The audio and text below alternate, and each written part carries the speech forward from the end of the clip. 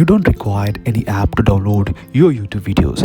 You simply just go to your YouTube account, log in with your credentials. After that, click on the icon, then click Studio.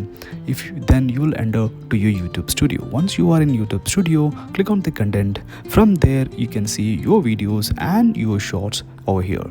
If you want to download your YouTube videos, click on this video icon, just hover around and you can see there are 3 buttons over here.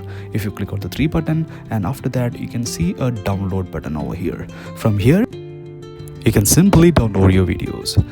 You can see the videos getting downloaded here, and then if you click on the button you can see the downloaded videos. If you click by open it, or you can just click on the folder icon to open the folder location.